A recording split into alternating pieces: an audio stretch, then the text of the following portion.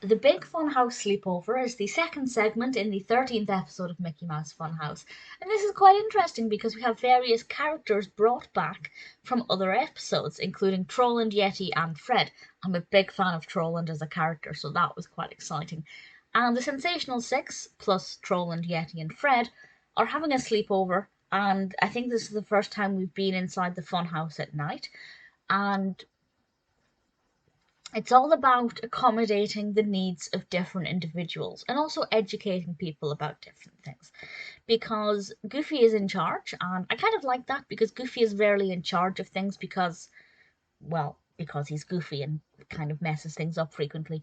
But he is in charge and he prepares all of these traditional sleepover things.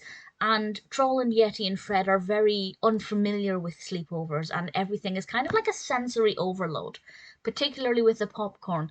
And it's all about, well, it's partially about introducing those characters to what these things are. So if the young viewer is watching this and they've never had a sleepover, this is the kind of thing they may be able to expect when they do have their first sleepover.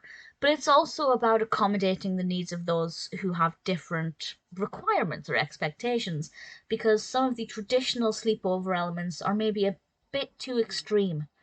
For example, the smell of the popcorn or the sounds of the popcorn. Some of the more traditional games, they don't really work for Troll and Yeti and Fred. And Goofy and the gang have to come up with alternative sleepover activities that allow everybody to feel comfortable, to feel like they can join in. So it's a bit of both. It's a bit about encouraging children to learn about what to expect at a sleepover, but also about encouraging the host of the sleepover to think about the needs of every guest. And I think it works quite well. It was very good, very clear, easy to understand, I think, for young viewers.